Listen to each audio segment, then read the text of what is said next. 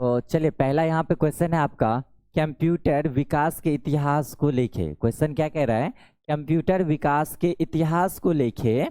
तो कंप्यूटर विकास के इतिहास में कौन कौन पॉइंट हम लोग को लिखना होता है वो चीज़ हम सबसे पहले देखते हैं। तो यहाँ पे कहा जा रहा है कि अगर बात आती है कंप्यूटर विकास के इतिहास की, अगर बात आती है कंप्यूटर विकास के इतिहास की, तो इसका मतलब यह है कि कंप्यूटर का विकास कैसे कैसे हुआ, कंप्यूटर का विकास कैसे कैसे हुआ, शुरुआत में इस पर किस तरह से काम किया गया, और फाइनली आप देख सकते हैं कि किस कंप्यूटर को लॉन्च किया गया, स्टार्टिंग में किस तरह के कंप्यूटर को लॉन्च किया गया। और पहले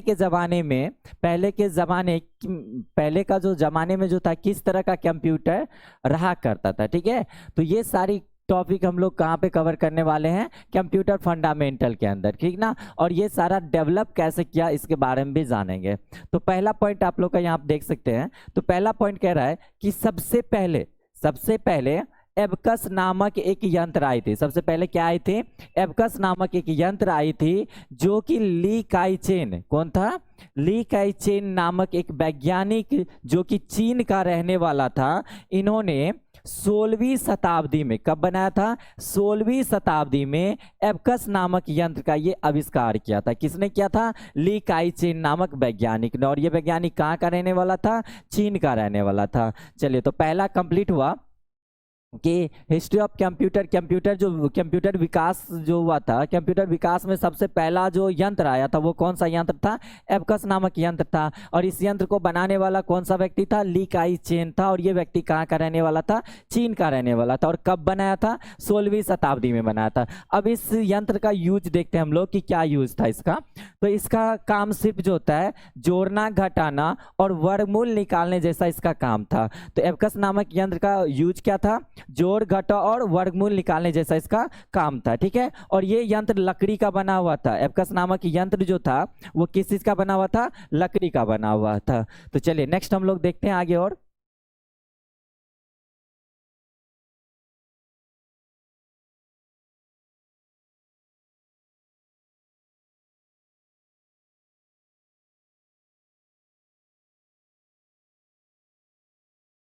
तो सबसे पहले देखिए हम लोग कंप्यूटर विकास में 16वीं शताब्दी में एबकस नामक यंत्र का आविष्कार किया गया था। और उसके बाद एबकस नामक यंत्र के बाद जो है 1617 में, कब किया गया था, 1617 में आप देख सकते हैं 1617 में जॉन नेपियर जो स्कॉटलैंड का रहने वाला था, जॉन नेपियर जो वैज्ञानिक थे वो स्कॉटलैंड के रहने वाले थे। और उन्होंने नेपियर बोनस नामक एक कैलकुलेशन करने वाली मशीन का निर्माण किया था। किस चीज का किया था, कि नेपियर बोनस नामक एक कैलकुलेशन करने वाली मशीन का निर्माण किया था। किसने, जॉन नेपियर नामक वैज्ञानिक ने। और वे वैज्ञानिक स्कॉटलैंड का रहने वाला था। और नेपियर बोनस नामक यंत्र का आविष्कार कब किया गया था, 1617 ईस्वी में किया गया था। ठीक है, और इसका यूज क्या था, तो इसमें जो है ना 0 से लेके 9 तक के पहाड़े लिखे हुए रहते थे। और इसका 0 से जो 9 तक पहाड़े होते थे, इसका यूज जो होता है, जिसका यूज किस लिए किया जाता था, यहाँ पे आप देख सकते हैं, जिसका जरिए आप जो होता है गुना का काम किया जाता था। तो ये यंत्र जो नेपियर बोनस नामक यंत्र था, जिसे जॉन नेपियर नामक वैज्ञानिक ने बनाया, इसका यूज किस लिए होता था, गुना करने के लिए किया जाता था। ठीक है, और इसमें 0 से लेकर 9 तक की संख्याएं भी लिखी हुई रहती थी। तो इसके बाद नेक्स्ट देखते हैं हम लोग।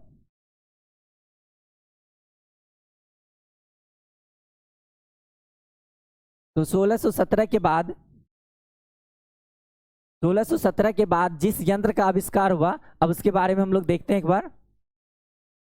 तो यहाँ पे देख सकते हैं 1617 के बाद कहता है, वास्तव में ये भी एक कैलकुलेटर है। 1617 के बाद जिस यंत्र का आविष्कार हुआ वो भी क्या था, एक कैलकुलेटर ही था, जिसके जरिए क्या था, सभी संख्याओं को जोड़ने और घटाने का कार्य किया जाता था। ठीक ना, इस यंत्र के द्वारा क्या होता था, जोड़ने और घटाने का काम किया जाता था। और जो कि जो कि ब्लेज पास्कल, इसका जो आविष्कारक था वो कौन था? ब्लेज पास्कल था। और ये ब्लेज पास्कल कहाँ का रहने वाला था? फ्रांस का रहने वाला था। और इस यंत्र का आविष्कार कब किया गया था? 1642 में किया गया था। ये भी एक कैलकुलेटर ही था और इसका आविष्कार किसने किया था? ब्लेज पास्कल नामक वैज्ञानिक ने किया था।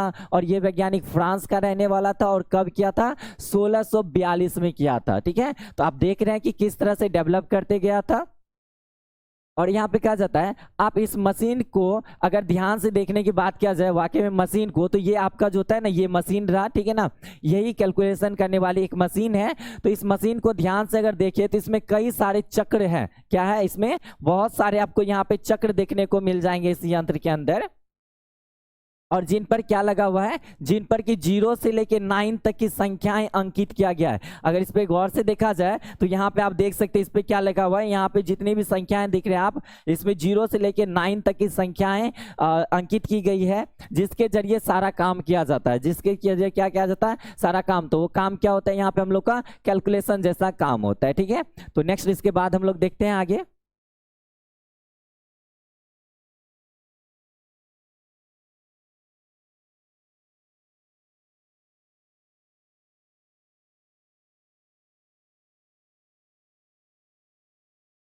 चलिए, तो उसके बाद हम लोग फिर से आगे देखते हैं। तो फिर कहा जाता है यहाँ पे कि फिर लेबनिटीज कैलकुलेटर, क्या था? लेबनिटीज कैलकुलेटर नामक एक और कैलकुलेटर आया। कौन सा कैलकुलेटर आया? लेबनिटीज नामक एक और कैलकुलेटर आया, जो कि आप यहाँ पे देख सकते हैं वो दिखने में कैसा था। ठीक है ना, यहाँ फिगर से आप देख सकते हैं कि वो दिखने में कैसा था। जिसे सन 1971 में, कब बनाया गया था? सन 1971 में गोटी फ्राइडे लेबनिटीज, जो जर्मन का रहने वाला था, ये गोटी फ्राइडे लेबनिटीज नामक वैज्ञानिक ने, जो जर्मन का रहने वाला था, उन्होंने एक कैलकुलेटर बनाया जिसका नाम क्या रखा गया? लेबनिटीज कैलकुलेटर रखा गया। ठीक है, और इसे कब बनाया गया था? 1971 में बनाया गया। और इसका निर्माण किया गया था 1971 में, जिसका काम क्या था? यहाँ पे जोड़ना और घटाना, जोड़ने और घटाने के साथ साथ गुना और भाग करने जैसा भी इसका काम होता था, इसमें यूज किया जाता था। ठीक है, तो चलिए नेक्स्ट और आगे देखते हैं हम लोग क्या सब।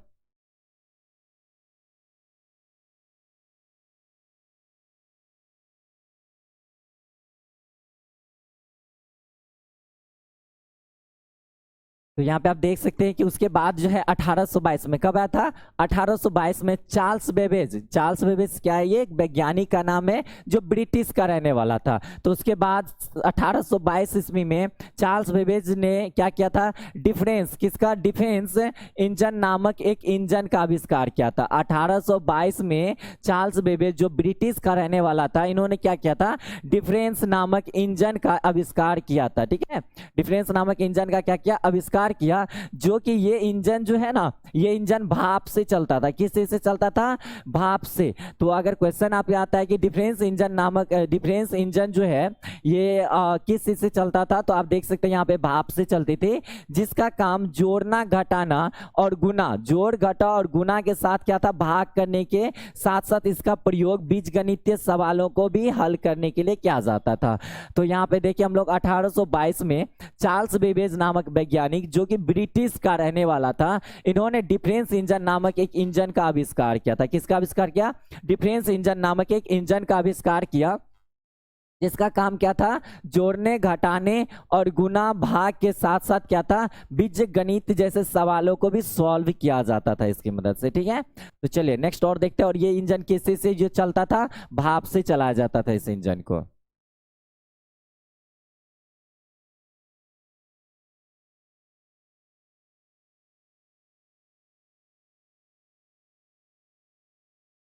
चलिए, तो उसके बाद हम लोग यहाँ पे देखते हैं कि 1930 में, कब आया था? 1930 में मार्क वन, किसका नाम से? मार्क वन के नाम से, मार्क फर्स्ट के नाम से, यहाँ पे विश्व का प्रथम पूर्ण स्वचालित विद्युत यांत्रिकी गणना करने वाला एक यंत्र का आविष्कार किया गया था, जो कि आप यहाँ से देख सकते हैं। देखने में वो यंत्र किस टाइप का था। ठीक है, तो आप देख रहे होंगे जितने भी हम कुछ बताए वहां पे बगल में फिगर दिया हुआ है, तो आप उस पर एक नजर डाला कीजिए।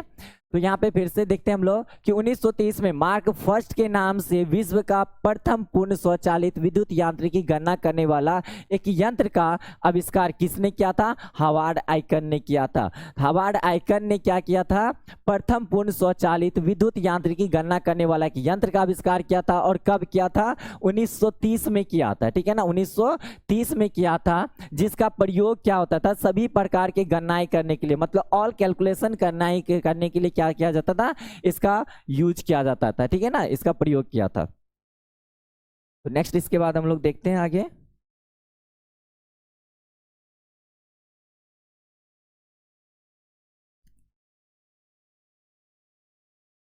चलिए, तो उसके बाद जस्ट देखते हैं हम लोग यहाँ पे 1946 में। कब? 1946 में ENIAC, जिसका पूरा नाम यहाँ पे क्या था? इलेक्ट्रॉनिक नंबरिकल इंटीग्रेटर कंप्यूटर, ठीक है ना। तो इस कंप्यूटर को शॉर्ट में क्या कहा जाता है? यहाँ पे ENIAC कहा जाता है। तो आप इसे क्वेश्चन में पूछा जा सकता है, ENIAC नामक कंप्यूटर का आविष्कार कब हुआ था? तो ENIAC नामक कंप्यूटर का आविष्कार कब हुआ था? 1946 में किया गया था, ठीक है ना। तो यहाँ पे कहा जाता है 1946 में ENIAC नामक प्रथम पूर्णतः इलेक्ट्रॉनिक डिजिटल कंप्यूटर, ठीक है ना। तो ये कौन सा कंप्यूटर था? इलेक्ट्रॉनिक डिजिटल कंप्यूटर का आविष्कार किया गया था, जिसका काम क्या था? मतलब यहाँ पे देखिए, आविष्कार किया गया था, जिसका आविष्कारक कौन था? जेपी एकट नामक वैज्ञानिक और जॉन मोचली। किसने किया था? जेपी एकट नामक वैज्ञानिक और जॉन मोचली,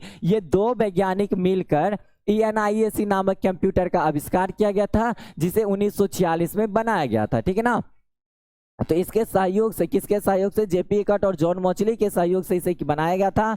और इसको मुख्य रूप से किस लिए बनाया गया था? अमेरिकी सेना के द्वितीय विश्व युद्ध के दौरान बनाया गया था, ठीक है ना। तो इसे अमेरिकी सेना के द्वितीय विश्व युद्ध के दौरान मदद के लिए इसे बनाया गया था। किसको? तो ENIAC नामक कंप्यूटर को कब बनाया गया था? 1946 में बनाया गया था, ठीक है ना। और ये कंप्यूटर जो आप देख सकते हैं, सभी सैनिकों को काफी ज्यादा मदद भी किया था, ठीक है ना।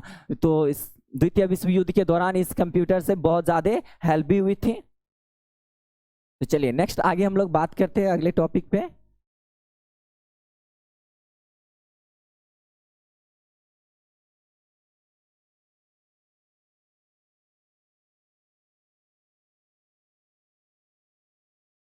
चलिए, तो उसके बाद जस्ट हम लोग देख रहे हैं यहाँ पे 1949 में। कब? 1949 में EDSAC, किसका आविष्कार हुआ था? EDSAC नामक एक कंप्यूटर का आविष्कार यहाँ पे देखे थे, जिसे शॉर्ट में इसका पूरा नाम क्या होता है? Electronic daily storage automatic calculator. ये क्या था? एक कैलकुलेटर है। EDSAC नामक ये जो था कैलकुलेटर, इसका आविष्कार कब किया था? 1946 में हुआ था। EDSAC नामक कैलकुलेटर का आविष्कार कब किया गया था? 1949 होगा यहाँ पे, हाँ। तो 1949 में किया गया था, ठीक है ना। और पहला यहाँ पे कहता है कि EDSAC नामक पहला क्या था? प्रोग्राम संग्रहित डिजिटल कंप्यूटर का आविष्कार जो होता है मॉरिस विकल्प। किसने किया था? मॉरिस विकल्प नामक वैज्ञानिक ने किया था, ठीक है ना। मॉरिस विकल्प के द्वारा किया गया था। यह दूसरा इलेक्ट्रॉनिक डिजिटल कंप्यूटर था। तो EDSAC कौन सा डिजिटल कंप्यूटर था? ये दूसरा जो था इलेक्ट्रॉनिक डिजिटल कंप्यूटर था। और पहला कौन था? ENIAC। कौन था?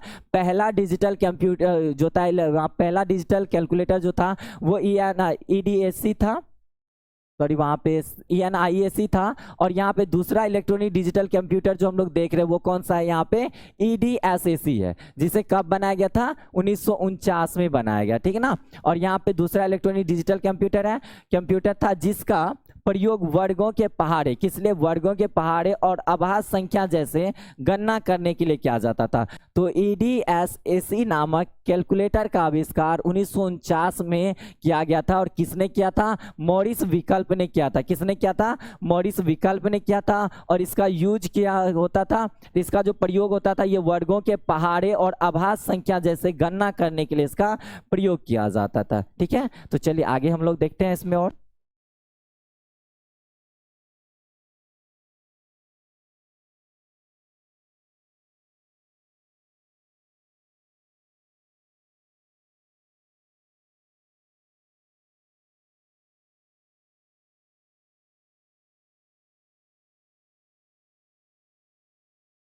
चलिए, तो उसके बाद 1950 में, आप 1950 में देखते हैं, 1950 में जो होता है, 1950 में ईडीवीएसी, किसका, ईडीवीएसी नामक, यहाँ पे ईडीवीएसी नामक कंप्यूटर क्या था, 1950 में ईडीवीएसी नामक कंप्यूटर जिसे जॉन वॉन न्यूमैन के द्वारा बनाया गया था, ठीक है ना। तो 1950 में किस, यहाँ पे जो था 1950 में किस कैलकुलेटर का आविष्कार किया गया था, ईडीवीएसी, ठीक है ना। तो ईडीवीएसी नामक कैलकुलेटर का आविष्कार कब किया गया था, 1950 में किया गया था, और किसके द्वारा, जॉन वॉन न्यूमैन के द्वारा किया गया था। जॉन वॉन न्यूमैन कौन था, एक वैज्ञानिक थे, ठीक है ना, द्वारा बनाया गया था, जिसका प्रयोग गणनाएं करने के लिए किया जाता था, ठीक है ना। तो गणनाएं क्या होते हैं आप लोग समझते ही हैं, तो इसका प्रयोग गणनाएं करने के लिए किया जाता था। चलिए नेक्स्ट आगे हम लोग देखते हैं।